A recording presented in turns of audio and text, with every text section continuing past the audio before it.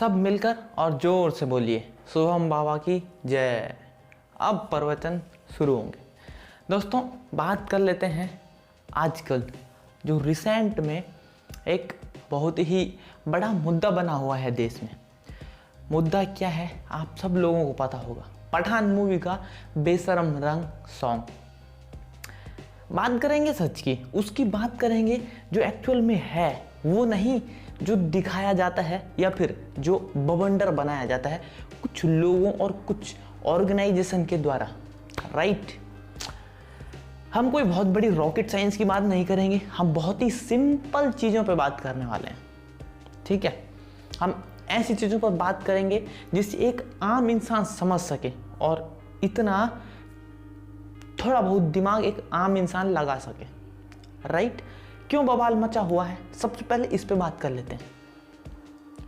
देखो भाई, बवाल ये है कि जो बेशरम रंग सॉन्ग है, ये कहा जा रहा है कि उसमें जो दीपिका पादुकोण है और शाहरुख खान है, उन्होंने दीपिका पादुकोण ने बहुत ही कम कपड़े पहनकर उसमें गाने को शूट किया है।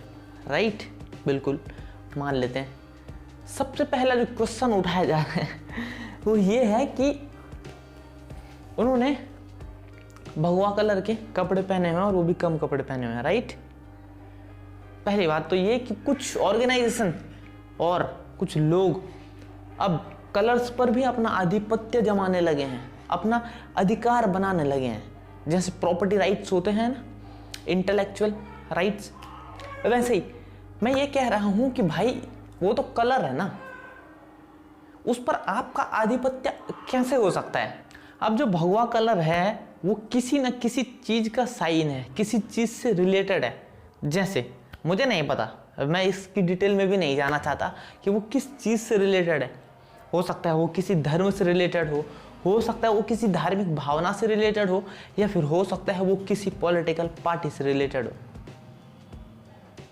बट द फैक्ट इज कि अगर वो आपसे रिलेटेड है या फिर किसी भी धर्म का साइन है या फिर किसी धार्मिक भावना का साइन है, इसका ये मतलब तो नहीं है ना कि उस कलर को कोई और यूज़ नहीं कर सकता।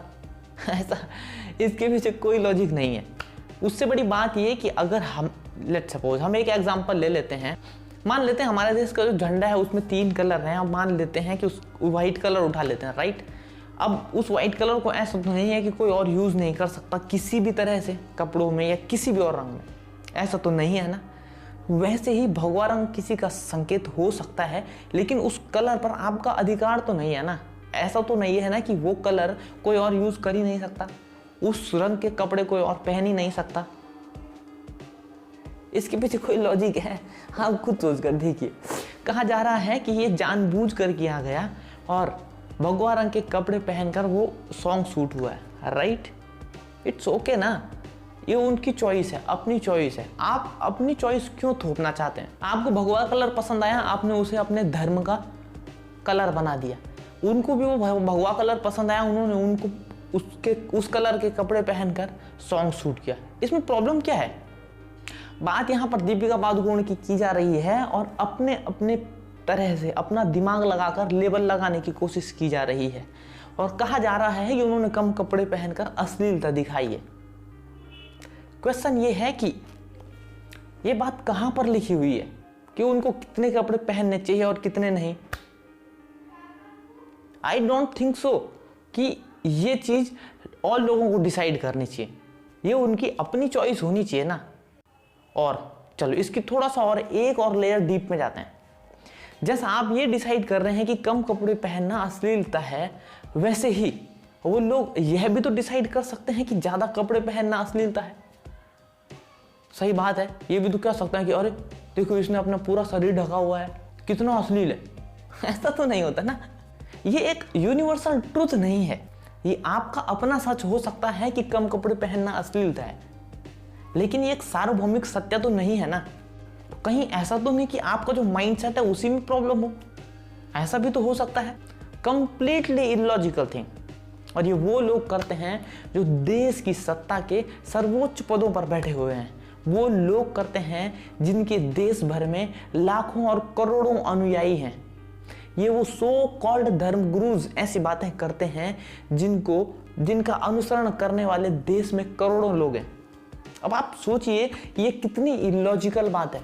आप क्या पहनते हैं, क्या खाते हैं, कब सोते हैं, कब उठते हैं, क्या ये कोई और डिसाइड करता है? ये आप खुद डिसाइड करते हैं। और अगर कोई और डिसाइड करने लगे तो क्या आपको आपत्ति नहीं होगी? वैसे ही कोई कुछ भी पहन रहा है, कुछ भी खा रहा है, कभी भी सो रहा है, कभी भी उठ रहा है, ये उसे ही डिसाइड करने दीजिए ना। प्रॉब्लम क्या है कि हमने एक भाषा क्रिएट कर रखी है अपने दिमाग में, और फिर होता क्या है कि जैसा ही हम जो बताना चाहते हैं, जो दुनिया को सुनाना चाहते हैं, और वो लोग जो सुनते हैं, जो इन लोगों को फॉलो करते हैं, वो लोग अपना दिमाग भी नहीं लगाते कि ये बात कितनी लॉजिकल है। अब आप में से कुछ ज्ञानी लोग कमेंट करके लिखेंगे कि भाई समाज को कंट्रोल करने के लिए, समाज को नियंत्रित करने के लिए कुछ कायदे कानून बनाने पड़ते हैं, नहीं तो बहुत ज़्यादा ही समाज खराब हो जाएगा, इसे कंट्रोल करना मुश्किल हो जाएगा। इट्स ओके, मैं मानता हूँ। जैसे आप एग्जांपल दे सकते हैं कि लॉ एंड ऑर्डर, बिल्कुल लॉ एंड ऑर्डर बना के रखना पड़ता है, लेकिन लॉ एंड ऑर्डर तब लागू होता है जब आप किसी दूसरे का नुकसान कर रहे होते हैं। लेट्स सपोज आप पे कोई क्रिमिनल केस है, आपने किसी को मारा है या फिर आपने किसी को परेशान किया है, आपने किसी का मान सम्मान भंग किया है, आपने किसी को कोई गलत बात बोल दी है, आपने किसी को किसी भी तरह से टॉर्चर किया है, उस केस में आपने क्राइम किया है। क्योंकि आप खुद के साथ जो करना चाहते हैं आप कर सकते हैं, लेकिन आप किसी दूसरे को किसी भी प्रकार से कोई नुकसान नहीं पहुंचा सकते।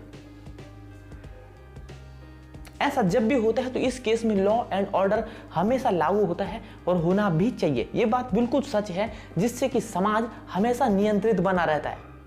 लेकिन अगर कोई कुछ भी खा रहा है, कोई कभी भी सो रहा है, कोई कुछ भी पहन रहा है, इससे किसी को तो कोई नुकसान नहीं है ना। जब तक वो किसी को भी कोई नुकसान नहीं पहुंचा रहा, तब तक मुझे नहीं लगता कि दुनिया के किसी भी इंसान को यह डिसाइड करने का राइट होना चाहिए कि वो क्या खाएगा, कब सोएगा, क्या पहनेगा, क्या नहीं पहनेगा, कितना पहनेगा, राइट। चलो थोड़ा सा और पीछे इतिहास में जाकर देखने की कोशिश करते हैं कि बात एक्चुअल में क्या है। जब से हम यानी कि होमो सैपियंस, या फिर आप ये कह सकते हो कि जब से धीरे धीरे बंदर विकसित होता गया, हमारी सभ्यता विकसित हुई और आज हम बंदर से यहाँ पहुँचकर आज इंसान तक पहुंच गए हैं, और हम आज माना जाता है कि हम बहुत ही सभ्य हैं और सभी जानवरों से तो हैं ही, राइट। लेकिन एक समय वो भी था जब हमें सभ्यता के बारे में कुछ भी पता नहीं था, जब हमने भाषा को इतना क्रिटिकल नहीं बनाया था, जब हमने चीज़ों को इतने सिस्टम में बैठाने की कोशिश नहीं की थी। उस समय क्या था, मान लेते हैं जब हमने कपड़े की खोज की ही नहीं थी, तब क्या था? इसका मतलब तब सारे अश्लील लोग थे। इसका तो यही मतलब है ना, क्योंकि तब कोई कुछ पहनता ही नहीं था। इट्स नॉट अबाउट अश्लीलता, it's all about your vision, your approach and your mentality. आप लीजिए ना, अपने धर्म का ठेका लीजिए, आपको कोई नहीं रोक रहा है, आपको कोई आके नहीं कह रहा है कि आप इस धर्म को क्यों फॉलो करते हैं या आप इस धार्मिक भावना को क्यों मानते हैं, आप इसका अनुसरण क्यों करते हैं, आपको कोई भी डिस्टर्ब करने वाला नहीं है। लेकिन कम से कम जो नेचुरल कलर्स हैं या फिर जो है उस पर सबका अधिकार रहने दीजिए। उसको आप उस पर आप अपना आधिपत्य दिखाने की कोशिश क्यों कर रहे हैं? आपने भगवा कलर चूज किया है, ठीक है, लेकिन कोई और अगर उसे चूज करता है और यूज करता है तो उसे भी करने दीजिए ना। कलर पर तो आप कम से कम अपना अधिकार मत जमाइए। उससे बड़ी बात, अगर आप बात संविधान की करते हैं तो हमारे संविधान में भी इस बारे में कहीं पर कुछ भी नहीं लिखा हुआ है जो कि एक क्राइम हो सकता है। दीपिका पादुकोण हो या फिर शाहरुख खान, उन्होंने ऐसा कोई भी क्राइम नहीं किया इस सॉन्ग को इस तरह से शूट करके। और हमारी जो सामाजिक व्यवस्था है उसका जो सबसे बड़ी किताब है नियमों की और कानूनों की, वह संविधान है। और जब संविधान हमें इस बात की पूरी छूट देता है कि हमें क्या पहनना चाहिए और क्या नहीं, फिर आप कौन होते हैं यह डिसाइड करने वाले कि हमें क्या पहनना चाहिए और क्या नहीं, कितना पहनना चाहिए और कितना नहीं। देखो दोस्तों, बात मैंने थोड़ा सीरियस की है। आप चाहे तो इस पर अपना दिमाग लगा सकते हैं, अपना माइंड यूज़ कर सकते हैं, और आप मुझे कमेंट में लिखकर ज़रूर बताइए कि इस चीज़ पर सोचने के बाद आपके माइंड में क्या इंसाइट्स आई, क्या जो मैंने बातें कही वो लॉजिकल है, या फिर ये जो लोग कहते हैं कि भगवान को बदनाम कर दिया है या फिर अला फला जो भी है, सोच कर देखिए कि क्या ये लोग लॉजिकली बात करते हैं। इन लोगों की बातों के पीछे कितना लॉजिक है। आप इस मुद्दे पर क्या सोचते हैं मुझे कमेंट में लिखकर जरूर बताइए। आप अगर चैनल पर नए हैं तो चैनल को सब्सक्राइब करना ना भूलें और साथ ही बेल आइकन को भी प्रेस कर दें। वीडियो को लाइक करना भी ना भूलें। थैंक यू सो मच, मिलते हैं नेक्स्ट वीडियो में।